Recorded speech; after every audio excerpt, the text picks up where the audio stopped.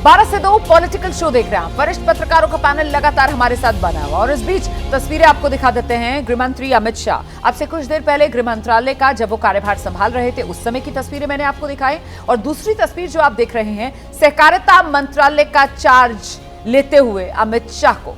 तो सहकारिता मंत्रालय पिछली सरकार में भी ये मंत्रालय जब बना तो इसका जिम्मा अमित शाह को ही मिला और वही निरंतरता इस बार भी देखने के लिए मिल रही है। गृह मंत्रालय, सहकारिता मंत्रालय, दोनों मंत्रालयों का जिम्मा अमित शाह को।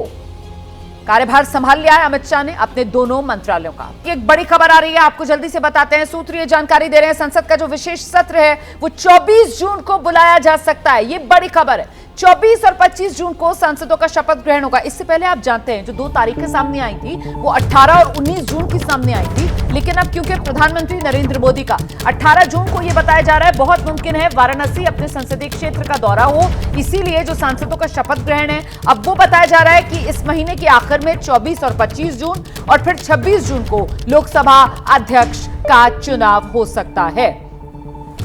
और ये जो विशेष सत्र है ये 24 जून से 3 जुलाई तक चलेगा। और जानकारी के लिए सीधे आपको लेकर चलते हैं, हमारे साथ हमारे सहयोगी नीरज पांडे इस वक्त मौजूद हैं। जरा जानते हैं नीरज से, ये तस्वीर साफ हो रही है 24 जून से 3 जुलाई तक ये विशेष सत्र। नीरज, बिल्कुल रोमाना, आपने बिल्कुल सही कहा कि 24 जून से 3 जुलाई तक जो संसद का विशेष सत्र है वो हो सकता है। इस दौरान 24 और 25 तारीख यानी 2 दिन सांसदों के शपथ ग्रहण का कार्यक्रम रहेगा, यानी कि देश भर से जो सांसद जीतकर चुनाव आए हैं 545 सांसद, उन सभी सांसदों का जो शपथ ग्रहण होगा। और उसके बाद 26 तारीख को लोकसभा अध्यक्ष का चुनाव हो सकता है 26 जून को। 24 से 3 जुलाई तक का ये सत्र रहेगा। 8 वर्किंग डे इसमें रखे हैं और इस विशेष सत्र के दौरान बहुत सारे महत्वपूर्ण विषयों को रखा जा सकता है, लेकिन जो सबसे महत्वपूर्ण इस पूरे सत्र के दौरान होगा वो लोकसभा स्पीकर का चुनाव होगा। और लोकसभा स्पीकर में देखना होगा कि वो भारतीय जनता पार्टी का होता है या उनके अलायंस का होता है या किसी और कोई आता है सामने, लेकिन ये तय है कि 26 जून को लोकसभा स्पीकर का चुनाव होगा। भारतीय जनता पार्टी का प्रयास यही है कि जो लोकसभा स्पीकर का पद है वो अपने पास रखा जाए। अब देखना ये होगा कि अंतिम फैसला क्या होता है। जी बहुत शुक्रिया आपका इस तमाम जानकारी के लिए। तो 24 जून से विशेष सत्र की शुरुआत 3 जुलाई तक चलेगा और इसमें सबसे महत्वपूर्ण जो है वो लोकसभा अध्यक्ष का चुनाव, जिसको लेकर अभी भी तस्वीर पूरी तरीके से साफ नहीं है। हालांकि कयास जरूर ये लगाए जा रहे हैं विजय जी कि बीजेपी जो है वो स्पीकर पद अपने पास ही रखेगी। बहुत संभावना है, क्योंकि एक तो सबसे बड़ी पार्टी है और लोकसभा अध्यक्ष का जो पद है वो खासतौर से गठबंधन सरकारों में बहुत महत्वपूर्ण हो जाता है, क्योंकि किस तरह से गठबंधन में सभी दलों को साथ रखना, तोड़फोड़ की यदि कोई गुंजाइश हो तो उस पर कैसे काम किया जा सकता है। यह अविश्वास मत का भी जब मसला आता है तो लोकसभा अध्यक्ष की भूमिका बहुत महत्वपूर्ण होती है। ज़्यादातर जो अभी चर्चा चल रही है कि क्या टीडीपी इसके लिए दबाव बना रही है, टीडीपी का होना चाहिए। पिछली बार वाजपेयी सरकार के वक्त टीडीपी के बाल योगी साहब वहाँ पर स्पीकर थे, लेकिन उसकी और आज की स्थिति में बहुत फ़र्क है। उसमें एक संभावना जो चर्चा मुझे मिली है वो है कि पुरंदेश्वरी देवी जो है आंध्र प्रदेश से एमपी है भारतीय जनता पार्टी की, उनका नाम भी लाया जा सकता है ताकि टीएमसी जो टीडीपी जो है वो भी संतुष्ट हो, क्योंकि आंध्र प्रदेश का रिप्रेजेंटेशन हो जाएगा और भारतीय जनता पार्टी का भी अध्यक्ष है। लेकिन ज्यादा संभावना है कि भारतीय जनता पार्टी का ही अध्यक्ष होगा, चाहे बिल्कुल। आंध्र बीजेपी की वो अध्यक्ष भी हैं और बीजेपी के अन्य जो राज्यों के अध्यक्ष जीतकर आए हैं बीजेपी ने उनमें से ज्यादातर को मंत्रिमंडल में जगह दी है। जी पुरंदेश्वरी, उनको मंत्रिमंडल में जगह नहीं मिली, इसी वजह से ये चर्चा जोरों पर है कि बहुत मुमकिन उनको स्पीकर पार्टी की तरफ से बनाया जाए। लेकिन राकेश सर, यहां पर विपक्ष की तरफ से भी ये लोकसभा अध्यक्ष का चुनाव एक तरीके से पहली जोर आजमाइश सरकार के साथ देखी जा सकती है क्या? नहीं, जहां तक इस बात को लेकर शुरू में चर्चा जरूर हुई थी कि स्पीकर का पद गठबंधन लेना चाहता है और उसी के चलते आप देखिए कि टीडीपी की तरफ से एक बयान दिलवा दिया गया कि स्पीकर के पद को लेकर हमारा तरफ से ना तो कोई दबाव है ना ही कोई शर्त है। और आपके जेडीयू की तरफ से तो स्पीकर को लेकर कभी कोई दबाव या बात कही ही नहीं गई। टीडीपी की चर्चा चल रही थी तो टीडीपी की तरफ से स्पष्ट बयान आ गया है कि स्पीकर के लिए किसी तरह की शर्त नहीं है। ऐसे में साफ है कि स्पीकर जो बनेगा वो भारतीय जनता पार्टी का बनेगा और भारतीय जनता पार्टी का जो स्पीकर बनेगा वो ओम बिरला की तरह अपने को कोई एक सरप्राइज चेहरा सामने आ सकता है। बिल्कुल। आपको क्या लग रहा है राकेश जी, सहयोगी या बीजेपी का अपना होगा स्पीकर पद पर? बिल्कुल बीजेपी का अपना ही होगा। मैं राकेश जी से सहमत हूँ इस बात पर, क्योंकि मजबूत विपक्ष है सरकार के सामने जी। मजबूत विपक्ष होने के कारण बीजेपी को बहुत समझदारी से और समझबूझ से चलना होगा। स्पीकर भी उसी तरह से सबको साथ लेकर चलने की मनोवृत्ति, और पार्लियामेंट में हम पहले भी देख चुके हैं किस तरह से हंगामेदार संसद चलती है, सदन चलता नहीं है।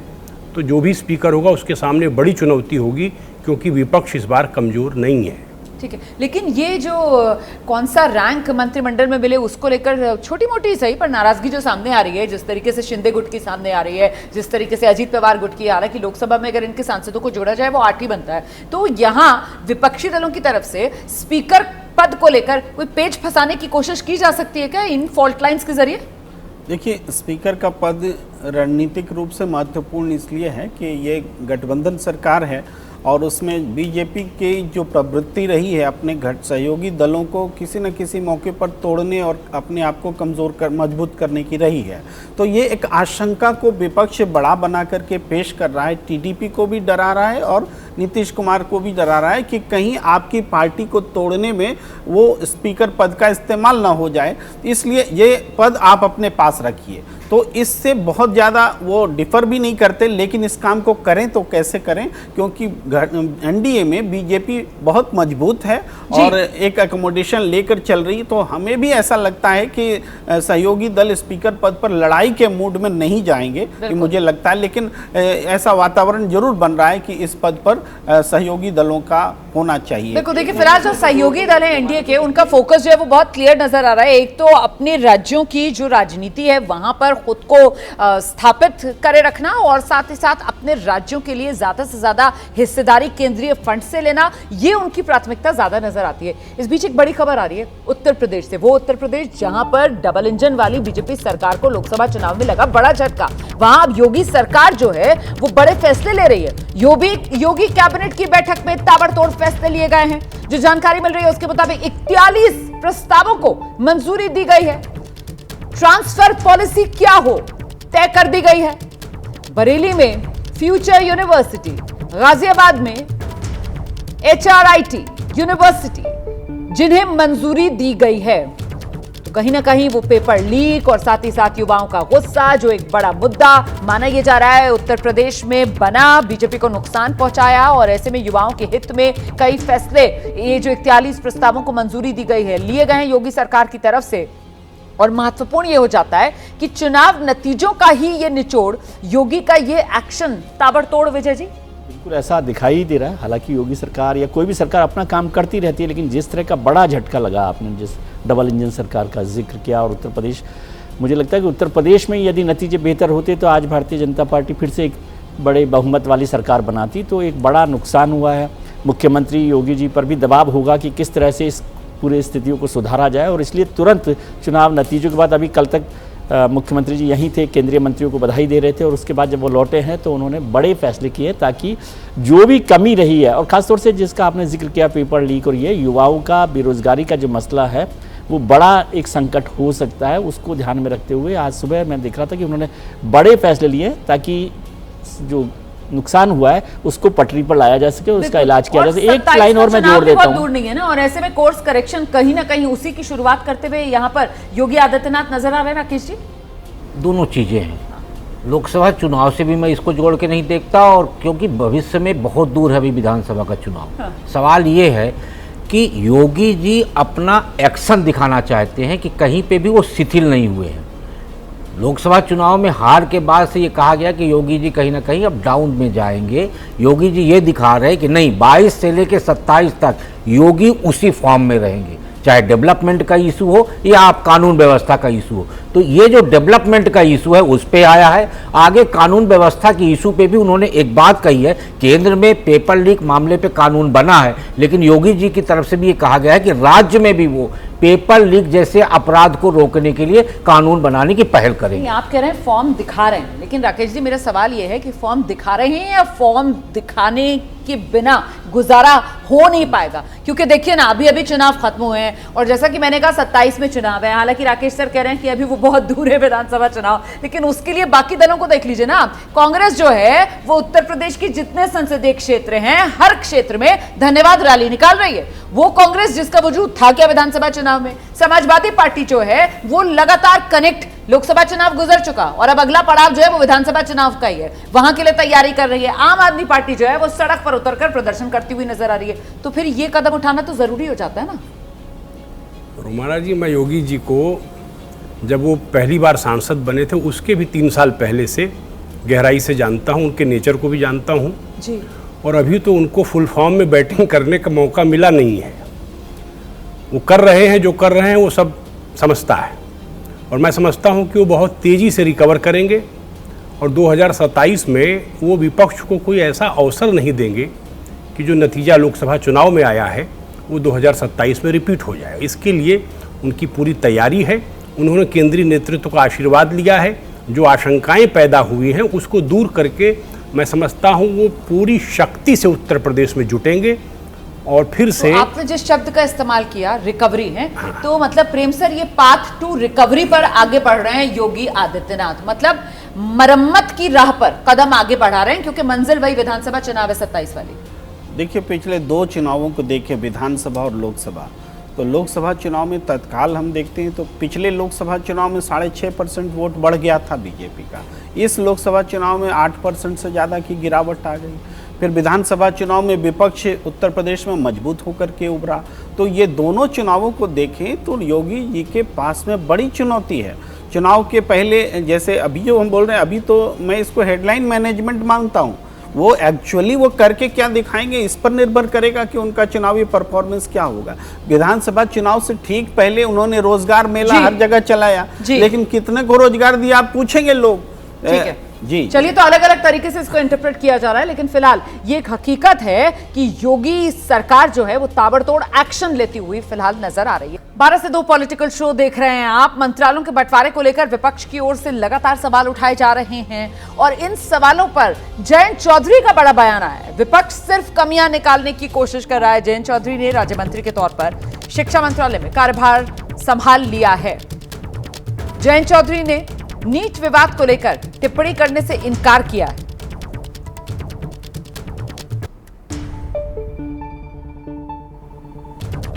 मेरे साथ जयंत चौधरी जी हैं, MOS independent charge skill department में और इसके अलावा शिक्षा विभाग में राज्य मंत्री जो जिम्मेदारी मिली है उसको लेकर के आपका क्या रोड मैप है। और एक आलोचना हो रही है विपक्ष के द्वारा कि सहयोगी दलों को मोदी सरकार में बड़ा प्रतिनिधित्व, अहम प्रतिनिधित्व नहीं मिला है कैबिनेट। विपक्ष का जो काम होता है वो कर रहे हैं, तो वो कमियां निकालने की कोशिश करेंगे, लेकिन बहुत बड़ा सम्मान, बड़ी जिम्मेदारी दी है, इसका मुझे एहसास है, हमारे लोगों को एहसास है।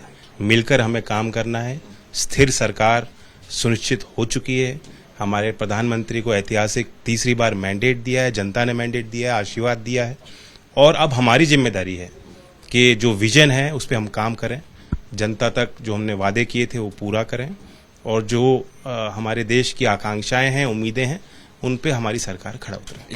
एक आखिरी सवाल दूसरा, आप चूंकि राज्य मंत्री बने शिक्षा मंत्रालय में, नीट परीक्षा को लेकर के सवाल उठ रहे हैं। सुप्रीम कोर्ट में मामला गया है, छात्र जो हैं वो दोबारा परीक्षा कंडक्ट करवाने की मांग कर रहे हैं, सीबीआई जांच की मांग हो रही है। आपने अभी भी हालांकि चार्ज ही लिया है, लेकिन आप इस पूरे विवाद पर क्या कहें? नहीं, अभी मैं इस पर कोई टिप्पणी नहीं करूंगा। बातचीत हो रही है, मीटिंग्स हो रही हैं, रिव्यू हो रहा है और सुप्रीम कोर्ट में अगर कोई मामला चलता है तो मेरी टिप्पणी उचित नहीं है।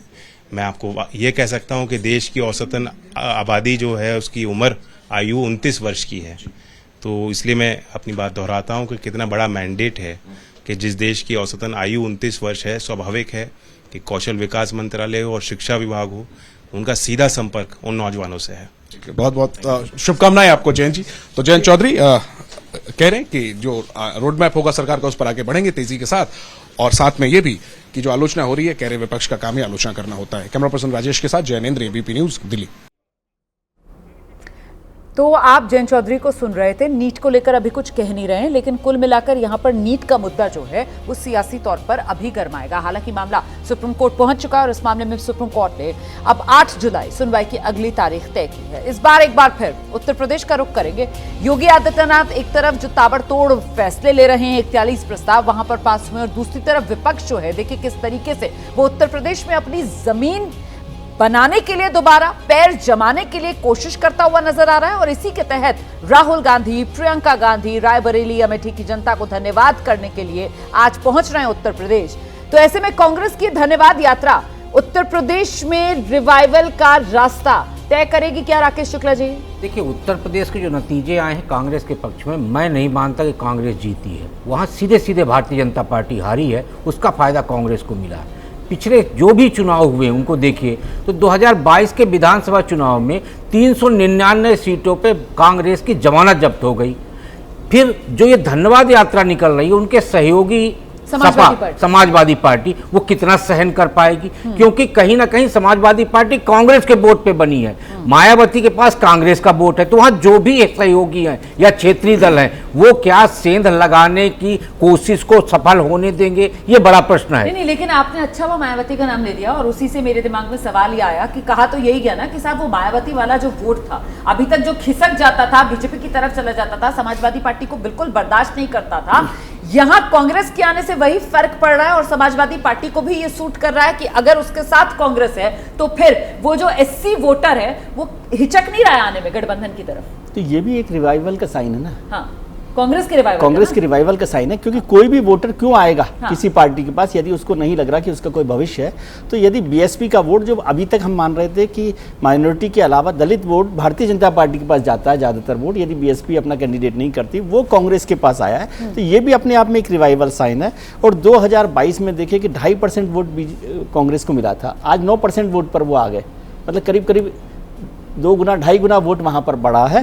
और जो भारतीय जनता पार्टी या विपक्षी पार्टियां कांग्रेस पर और खासतौर से राहुल जी पर आरोप लगाती रही कि वो एक पॉलिटिकल टूरिज्म करते हैं, तो वो पॉलिटिकल टूरिज्म से निकलकर यदि वो आज धन्यवाद यात्रा करते हैं, यानी अपने संगठन को बढ़ाने की एक एक्सरसाइज, उसका नतीजा एक दिन में नहीं आएगा, लेकिन राकेश जी यहाँ पर एक कोशिश तो दिखती है ना, जो पहले कहा जा रहा था इस 24 चुनाव में भी, जिस तरीके से उम्मीदवारी राहुल गांधी सिर्फ रायबरेली से ही उतरे, गांधी परिवार से कोई और अमेठी से नहीं उतरा, तो एक आ गया कि कांग्रेस साहब हिम्मत ही नहीं दिखा पा रही है, कांग्रेस दावेदारी ही नहीं पेश कर पा रही है। तो इस बार कम से कम कांग्रेस हिम्मत दिखा रही है, जमीन पर उतर रही है और चुनाव खत्म होने के बाद भी लोगों के साथ कनेक्ट बना रही है।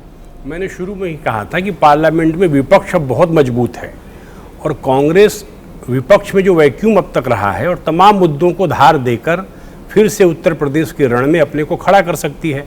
अच्छा, राकेश जी ने कहा कि समाजवादी पार्टी के साथ उसके रिश्तों पर इस धन्यवाद यात्रा का क्या असर पड़ेगा जी। तीसरी बात, उनका कौन सा चेहरा होगा जो उत्तर प्रदेश में बीजेपी के नेताओं के मुकाबले, विशेष रूप से योगी आदित्यनाथ के मुकाबले, वो उसको आगे प्रचारित करेंगे या करेंगी।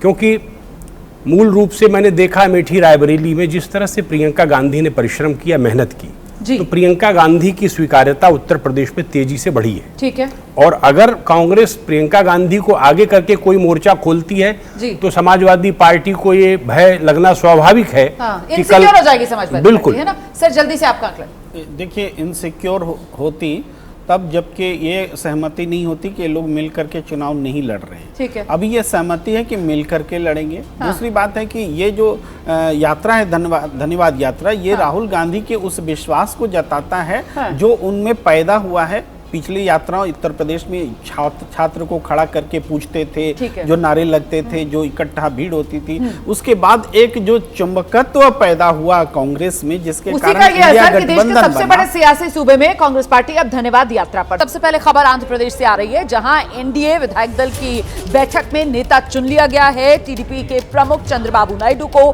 जनसेना पार्टी के जो नेता हैं पवन कल्याण, उन्होंने चंद्रबाबू नायडू के नाम का प्रस्ताव रखा और कल चंद्रबाबू नायडू शपथ लेंगे। विजयवाड़ा के कन्वेंशन सेंटर में एनडीए के 164 विधायकों की बैठक हुई। बैठक में टीडीपी के 135, जनसेना के 21, बीजेपी के 8 विधायक मौजूद थे। इन विधायकों ने चंद्रबाबू नायडू को अपना नेता चुना। एनडीए की बैठक से पहले अभिनेता पवन कल्याण की पार्टी जनसेना की बैठक हुई। इस बैठक में पवन कल्याण को जनसेना विधायक दल का नेता चुना गया। चंद्रबाबू नायडू बुधवार को आंध्र प्रदेश के सीएम पद की शपथ लेंगे। नायडू के शपथ ग्रहण समारोह में पीएम मोदी के भी शामिल होने की संभावना है। नायडू मंत्रिमंडल में 25 मंत्री शामिल होंगे। सूत्रों के मुताबिक मंत्रिमंडल में टीडीपी के 19, जनसेना के 4 और बीजेपी के 2 मंत्री शामिल होंगे। उधर छत्तीसगढ़ के बलौदाबाजार में कल हुई हिंसा के बाद प्रशासन अलर्ट पर है। पूरे जिले में धारा 144 लागू कर दी गई है। सोमवार को हुई हिंसा के बाद बलौदाबाजार में फिलहाल हालात कंट्रोल में हैं। किसी भी गड़बड़ी को रोकने के लिए यहां भारी तादाद में सुरक्षा बलों को तैनात किया गया है। सरकार ने सोमवार को हुई हिंसा की जांच के आदेश दिए हैं। मुख्यमंत्री ने हिंसा पर रिपोर्ट तलब की है। सरकार की तरफ से जैतखंभ में तोड़फोड़ की घटना की न्यायिक जांच के आदेश दिए गए हैं। प्रगतिशील सतनामी समाज के प्रदेश अध्यक्ष थे और अन्य लोग सबके बीच बात हो करके उनका ज्ञापन दे करके उन्होंने मुझसे ही कहा था। फिर मैंने मुख्यमंत्री जी से मैंने पूरी विषय वस्तु रखा। उन्होंने कहा कि अगर समाज ये चाहता है कि इस पर न्यायिक जांच हो तो इसकी न्यायिक जांच हो। सरकार ने इसमें न्यायिक जांच की घोषणा कर दी है और मैं कहना चाहूँगा कि छत्तीसगढ़ के एससी समाज, सतनामी समाज के लोगों से कि वो धैर्य रखें। जो लोग भी दोषी लोग हैं उनके खिलाफ में कार्रवाई होगी। सतनामी समाज इमा कहीं पर भी इन्वॉल्व नहीं है। काबर की सही सतनामी समाज कभी भी हिंसा नहीं करे तो निश्चित ही मुला पूरा विश्वास है कोई ना कोई असामाजिक तत्व इमा जो बीच में भीड़ में घुस के आए उपद्रवी के काम करेंगे। देखिए, पिछले महीने चुनाव के समय जो सतनामी समाज का धार्मिक स्थल है बलौदाबाजार में, वहां पर तोड़फोड़ हुई थी, जिसके बाद सतनामी समाज लगातार जांच की मांग कर रहा था। इसी को लेकर सतनामी समाज कल प्रदर्शन के लिए उतरा सड़क पर और तब ये प्रदर्शन उग्र हो गया।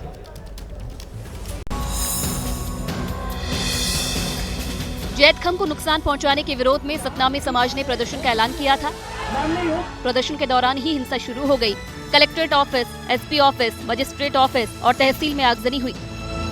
हंगामा कर रहे लोगों ने 50 से ज्यादा 2 व्हीलर, 20 से ज्यादा 4 व्हीलर में आग लगा दी, जिसमें कई सरकारी गाड़ियां भी शामिल हैं। सतनामी समाज के प्रदर्शनकारियों का प्रदर्शन इतना उग्र था कि उन्होंने कलेक्ट्रेट परिसर की सैकड़ों गाड़ियों को आग के हवाले कर दिया। साथ ही जो फायर ब्रिगेड की गाड़ियां पहुंची थी ताकि जो कलेक्ट्रेट और एसपी दफ्तर में आग लगी हुई है उसे बुझाया जा सके, लेकिन प्रदर्शनकारियों ने उसे कलेक्ट्रेट के अंदर घुसने नहीं दिया। ये कलेक्ट्रेट के बाहर का नजारा है। उपद्रवियों और पुलिस प्रशासन के बीच झड़प भी हुई। झड़प में 15 से 20 सुरक्षाकर्मी घायल हो गए।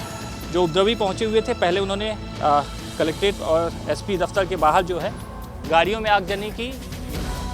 बलौदाबाजार में हालात को कंट्रोल करने के लिए आसपास के जिलों से भी पुलिस बुला ली गई है।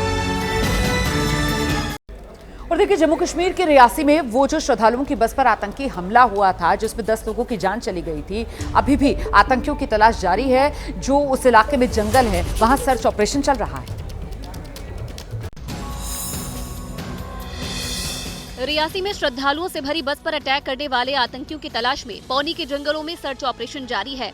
स्थानीय पुलिस के साथ ही आर्मी और सीआरपीएफ के जवान जंगल के चप्पे चप्पे की तलाशी ले रहे हैं। जमीन पर चल रही सर्चिंग के साथ ही आसमान से भी पौनी के जंगल पर नजर रखी जा रही है। सूत्रों के मुताबिक आतंकी हमले में 4 विदेशी आतंकी शामिल थे। आतंकियों के साथ उनका लोकल गाइड भी था।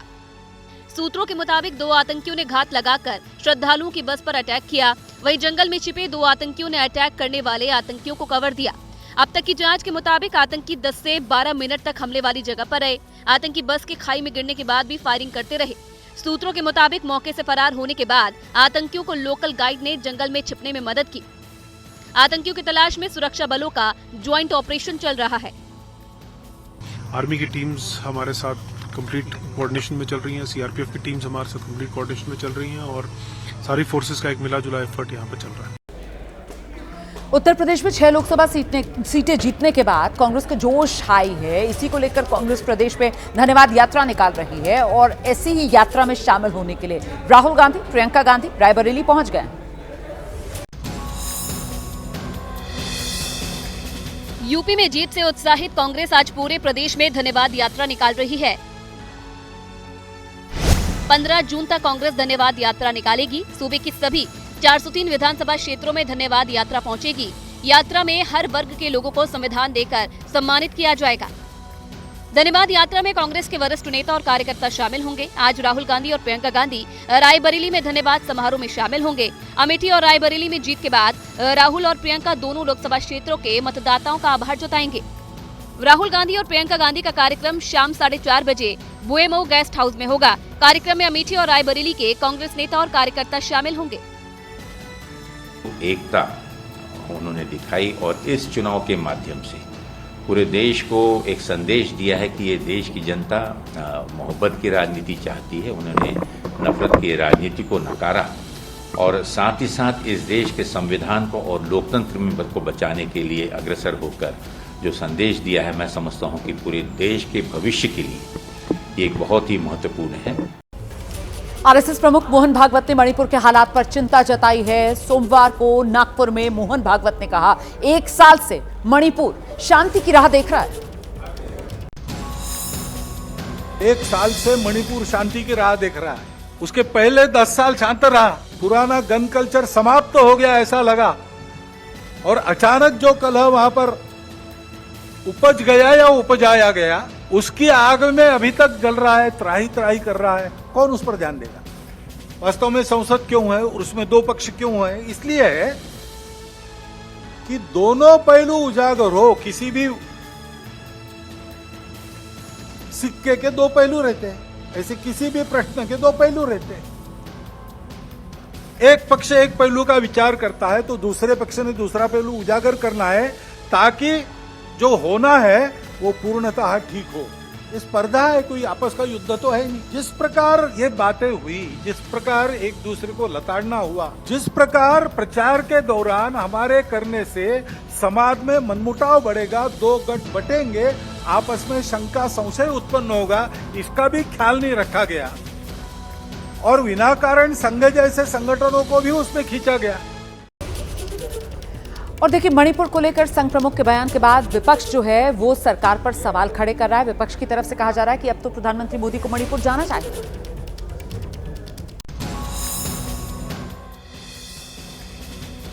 संघ प्रमुख के बयान के बाद विपक्ष फिर मणिपुर को मुद्दा बनाकर सरकार को घेर रहा है। मोहन भागवत के बयान के बाद कांग्रेस नेता जयराम रमेश ने सोशल मीडिया प्लेटफॉर्म एक्स पर पोस्ट कर कहा कि शायद भागवत के बयान के बाद पीएम मोदी मणिपुर का दौरा करेंगे। वहीं सुप्रिया सुले ने कहा कि सरकार मणिपुर में हिंसा रोकने और समस्या के समाधान के लिए सभी दलों की कमेटी बनाए। We work together in parliament. We have to be serious about policy making. तू मैं तो चलती रहेगी राजनीति में, but we have to work for the nation in good policy making. Manipur में क्या हो गया, कल कश्मीर में क्या हो गया? मोहन भागवत जी आदरणीय है, बोलते हैं, लेकिन सरकार तो उनके आशीर्वाद से चल रही है ना, बोलने से क्या होता है? अब माँ बेटे का झगड़ा हो गया। मातृ संस्था है आरएसएस, बीजेपी उसका एक संगठन है। वो खुद कहते हैं कि हमारी मातृ संस्था है आरएसएस और बीजेपी एक राजनीतिक दल है। उधर सुप्रीम कोर्ट ने आज नीट की काउंसलिंग पर किसी भी तरीके की रोक लगाने से फिलहाल इनकार कर दिया है। एनटीए से जवाब मांगा है और अगली सुनवाई इस मामले में अब 8 जुलाई को होगी।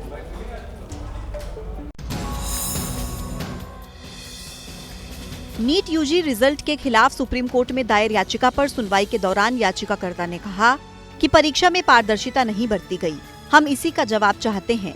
याचिका पर सुनवाई करते हुए सुप्रीम कोर्ट ने कहा कि हम इस मामले में नेशनल टेस्टिंग एजेंसी का पक्ष भी सुनना चाहेंगे। कोर्ट में इस मामले में अगली सुनवाई 8 जुलाई को होगी। 8 जुलाई से पहले एनटीए को जवाब देना होगा। सुप्रीम कोर्ट ने काउंसलिंग पर रोक नहीं लगाई। 1 जून को कुछ बच्चों ने जो बीआईएल कर रखी है, ये अराउंड थी पेपर लीक के, बच्चों ने की है, राइट सर? तो पेपर लीक की थी, तो उस पर जो अंदर बोला गया, कोर्ट नंबर 12 में केस था, तो वहाँ पे बोला गया कि sanctity of exam is compromised, कि एग्ज़ाम की जो पूजनीय स्थिति है उसमें कहीं ना कहीं कुछ इश्यूज हो सकते हैं। और एनटीए से इसके लिए एक ऑफिशियल जवाब मांगा है और बोला है कि 8 जुलाई को आगे इसको देखेंगे। हमारा मुद्दा अभी हमारा जो इशू है वो अभी कल हमारा जो इशू है वो कल लिस्ट होगा, मेंशनिंग के लिए आज हम लोग ने किया है। तो नीट यूजी में धांधली के खिलाफ आज भी छात्र जो हैं वो सड़क पर उतरे हुए हैं और रीटेस्ट की, री एग्जाम की मांग छात्र कर रहे हैं।